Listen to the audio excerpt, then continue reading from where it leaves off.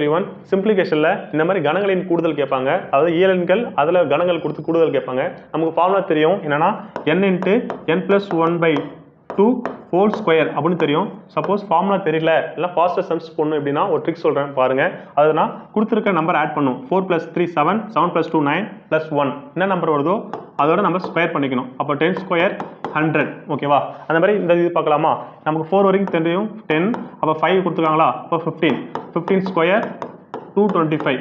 ஓகேவா? அடுத்து பாருங்க 7 கொடுத்துருங்க. நமக்கு 15 வரைக்கும் 15 தெரியும். சரி 5 வரைக்கும் 15 தெரியும். அப்போ 15 + 60 21. 21 + 7 28. அப்போ 28 ஸ்கொயர். 28 ஸ்கொயர் பண்ணால் 784.